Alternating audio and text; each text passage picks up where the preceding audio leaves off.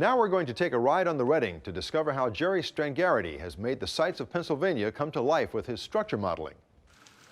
Everyone thinks of model railroading differently. For some, it's about collecting specific engines and cars. For others, it's about recreating a particular moment in time. And for Jerry Strangarity, it's all about structure modeling. Jerry has been modeling since he was a kid growing up near the Reading Railroad in Pennsylvania. He used a lot of Victorian architecture, a lot of gingerbread trim. In building models of structures like that, I find that it's challenging and it's a lot of fun to try and recreate that type of thing.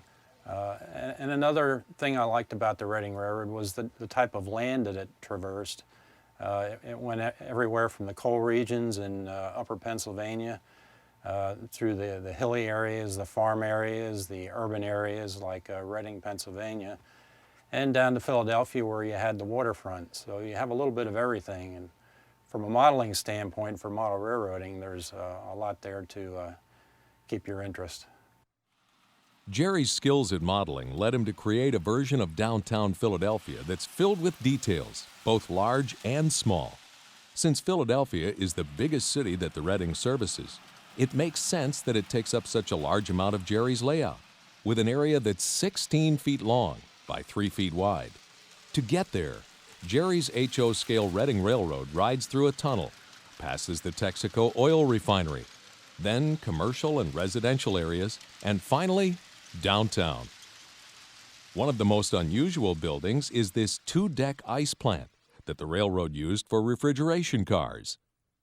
Jerry's still working on the Reading Terminal Passenger Station and its downtown setting.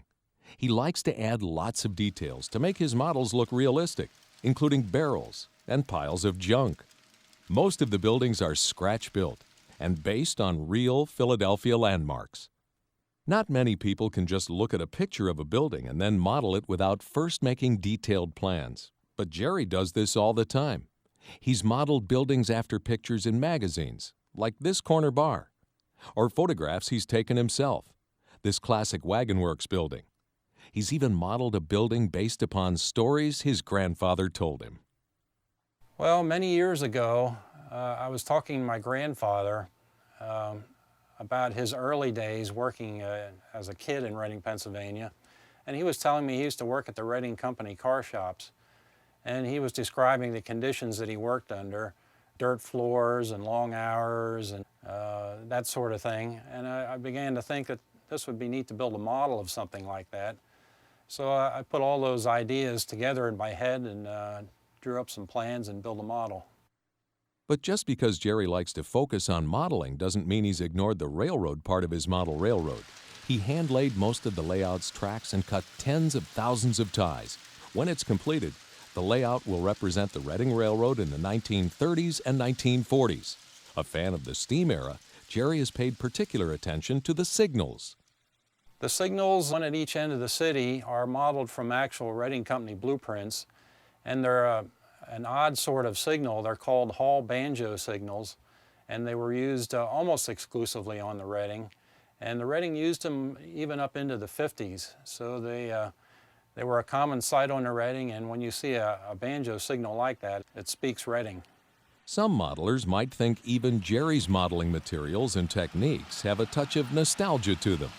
Even though so many modelers have changed over to plastic and other man-made materials, Jerry still relies on good old-fashioned cardstock. I have people that come here and see the layout, and I tell them I'm still using cardstock, and they look at me like I'm crazy. But then they're intrigued and want to know a lot more about it.